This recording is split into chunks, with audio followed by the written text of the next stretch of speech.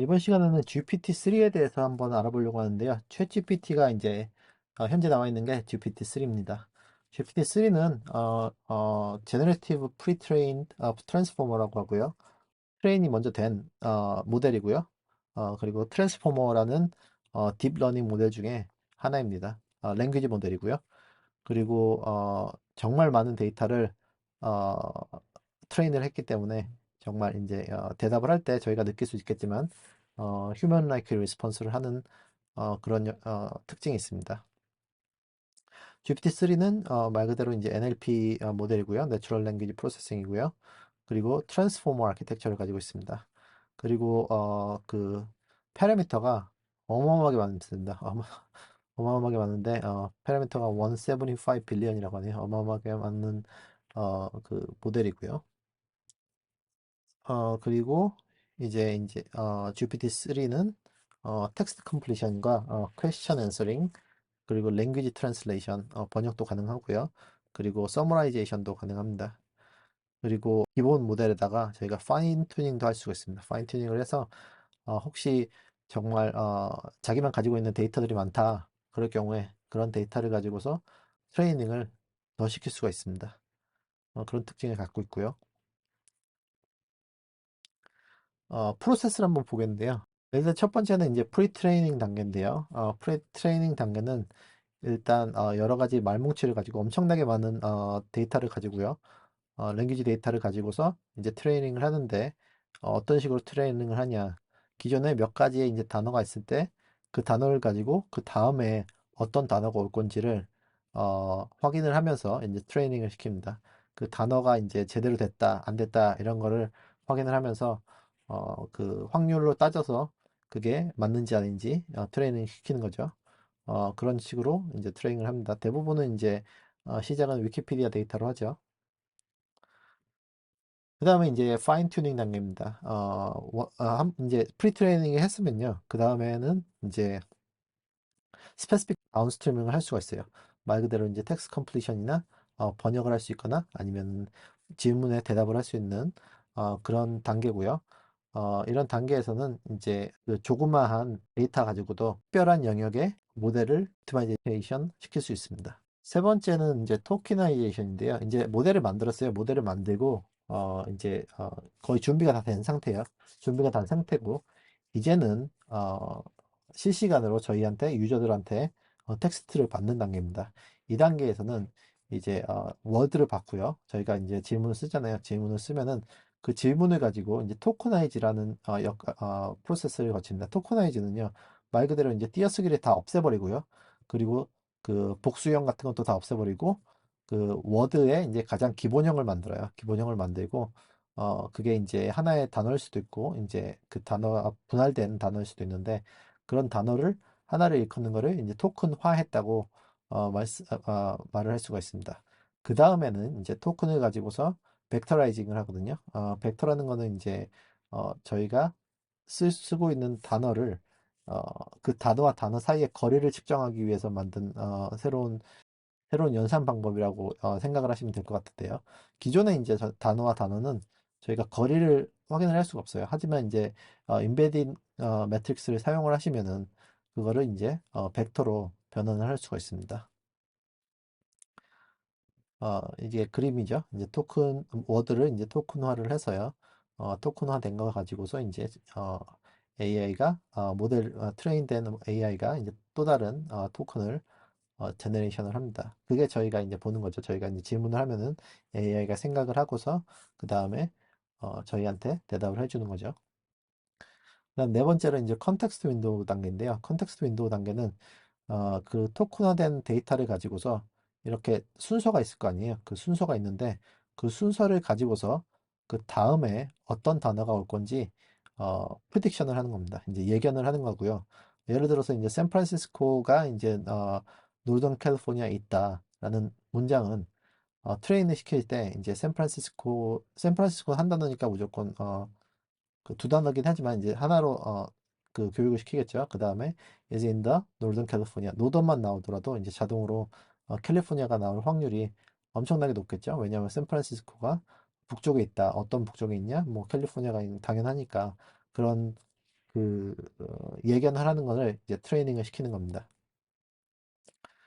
어, 그런 트레이닝 시킬 때 GPT-3는요. 2048개부터 4000개 토큰까지 미리 이렇게 메모리에 넣어놓을 수 있고요. 그걸 가지고 다음 언어를 프리딕션을 할 수가 있습니다. 말 그대로 단어를 2000개를 앞에서 보고서 그 다음에 어떤 단어가 올 건지 예측을 하는 거니까 엄청나게 그 정확도가 높겠죠. 그리고 이제 GPT가 버전이 높을수록 이 토큰도 메모리에 있는 토큰도 더 커질 겁니다. 그리고 이제 컨텍스트 윈도우가 중요한 이유가 이게 너무 작게 되면은 그 모델 자체에서 이너프 그 충분한 정보가 없기 때문에 어, 정확한 프리딕션을 할 수가 없고요. 하지만 또 이제 컨텍스트 윈도우가 너무 많아지면은 컴퓨테이션 하는데 계산하는데 너무 오래 걸리고 그리고 엄청나게 비쌀 수도 있습니다. 비싼다는 말은 이제 GPU의 성능을 너무 많이 요구할 수도 있다는 거죠. 그 다음에 이제 단계가 제너레이티브 프로세스입니다. 어, 이 단계 컨텍스트 윈도우 단계를 거치면은 그 다음부터는 이제 디코딩 프로세스라고 하거든요. 디코딩 프로세스를 하는데 이제 프로딕팅을 하는 거죠. 프로딕팅을 해서 이제 probability 디스트리뷰션을 보여주고요. 이제 예를 들어서 이제 저희가 2000개의 단어를 미리 보고 그 단어가 이제 다음에 올 예견될 단어들이 몇 가지가 있을 거 아니에요. 그런 단어들을 이렇게 쫙 나열을 합니다. 나열을 하고 거기서 가장 높은 확률로 올 그 단어들을 이렇게 예견을 하는 겁니다. 그리고 그런 단어들을 이제 쓰는 거죠. 그래서 이렇게 selected as output and then process repeat to the generated longer sequence. 그러니까 하나를 또 이제 하나의 단어를 이렇게 예견을 하고 그 다음에 그 단어까지 합쳐서 또 다른 다음에 올 시퀀스를 또 예견을 하는 겁니다. 이런 식으로 계속 이렇게 시퀀스를 예견을 하는 겁니다. 그런 식으로 해서 저희가 모델이 그 문장을 만드는 방법을 저희가 보는 겁니다. 그런 식으로 해서 이제 모든 거를 다 하다 보면은 저희가 옵티마이징을 해야 돼요. 옵티마이징이라는 말은 저희가 이제 단어들이 이제 앞에서 있는데 그 단어를 가지고 예상을 하잖아요. 하지만 그런 단어가 제대로 된 제대로 된 단어가 아닐 수도 있잖아요. 그런 거를 줄이기 위해서 저희가 에러를 줄여야 됩니다. 그런 거를 이제 옵티마이징 에러 로스라고 하는데요. 여기서 설명을 하겠지만 여기 보시면 알겠지만 이제 model predicts the output and the correct output for the given task. 그러니까 그 이 차이 있잖아요. 그 원래 나와야 될 단어와 모델이 예견을 해서 나온 단어의 그 차이를 줄이는 역할을 하는 겁니다. 그리고 이제 로스 펑션 역할을 해서 로스 펑션 일을 해서 최대한 이제 에러를 줄이는 거죠. 그런 식으로 해서 이제 예견을 더 좋게 할 수가 있는 겁니다. temperature라는 단어가 이제 GPT를 사용하시면 많이 나오는데요. temperature라는 말은요, 이제 그 모델을 쉽게 생각하시면은 모델을 흥분시킨다, 모델을 덜 흥분시킨다라고 생각을 하시면 될 것 같습니다. 저는 그런 식으로 이해를 했거든요. 그러니까 템퍼러처가 높으면 높을수록요, 그, 그 랜덤니스가 높아져요. 랜덤니스가 높아지고, 그리고 예견되지 않은 단어들이 나올 가능성이 높습니다. 하지만 그런 의미에서 저희가 창조적인 대답을 받을 확률도 높아지는 거죠. 하지만 이제 로어 템퍼러처인 경우에는 이제 예견을 할 때 more conservative set이라고 나오는데요. 그러니까 말 그대로 당연히 나와야 될 단어들이 계속 나오는 겁니다.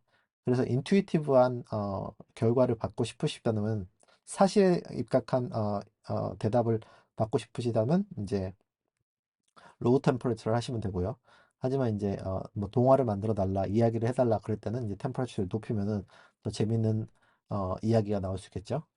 여기서 나오지만 이제 lower temperature는 less interesting or engaging to read. 뭐그 읽을 때 별로 어, 그 인투이티브긴 하지만 재미는 없다 이런 식으로 얘기를 한 겁니다. 현재 저희가 사용하는 GPT-3가 GPT와 GPT-2에 비해서 현저히 늘어난 게 있어요. 그게 바로 이제 모델 사이즈거든요. 모델 사이즈가 이제 거의 800GB에 육박한다고 합니다. 그리고 앞에서 말씀을 드렸지만 어, 175 빌리언의 파라미터를 가지고 있고요. 엄청나게 큰 모델이기 때문에 이 모델 트레이닝 할 때도 엄청나게 많은 돈이 든다고 합니다. 한번 트레이닝 할 때마다 이제 거의 뭐 50억 정도 든다고 하는데요. 그런 돈은 이제 마이크로소프트가 줬죠. 마이크로소프트가 10 빌리언을 투자를 한다고 했으니까 그렇기 때문에 이제 그걸로 이제 돈을 그 모델을 돌리고 있고요. 모델을 트레이닝을 하고 있고요. 모델 트레이닝 한 값이 비싼 거지. 모델이 이제 트레인 돼 있으면은 그걸 가지고 이제 저희가 질문을 하잖아요. 질문을 하는 거는 상대적으로 정말 쌉니다. 그렇기 때문에 어, 여러 사람이 많이 사용을 해도 그 많은 부하가 안 걸리는 거죠. 하지만 저희 그 엄청나게 많은 사람들이 사용을 하기 때문에 지금 오픈 AI는 부하가 걸리고 있죠.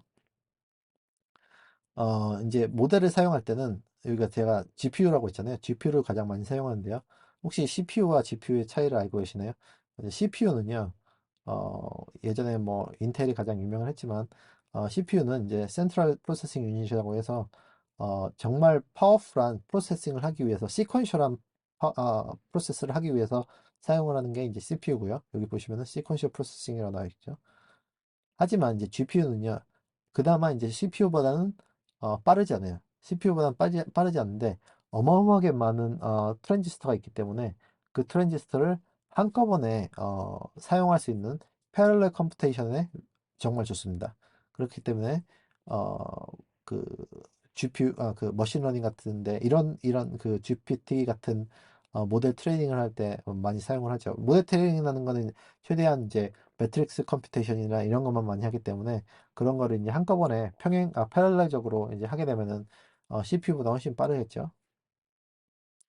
하지만 제가 그 앞에서 말씀드렸다시피 그 트랜지스터가 엄청나게 많기 때문에 전기를 많이 씁니다. 이제 블록체인 아시죠? 블록체인도 GPU를 가장 많이 쓰죠. 그러니까 블록체인 같은 경우는 이제 마이닝 할 때 그 엄청나게 많은 컴퓨테이션을 해야 되잖아요. 근데 그게 디펜던시가 없기 때문에 인디펜던트이기 때문에 이제 GPU를 사용해도 괜찮고요. CPU보다는 훨씬 어, 속도가 빠르기 때문에 GPU를 많이 사용을 합니다.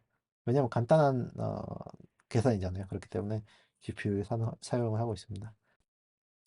이런 식으로 오늘은 GPT-3에 대해서 서머라이즈 하면서 GPT-3가 어떤 식으로 어, 트레이닝이 됐고 어떤 식으로 만들어지고 저희가 사용을 할 때 어떤 식으로 사용을 해야 된다.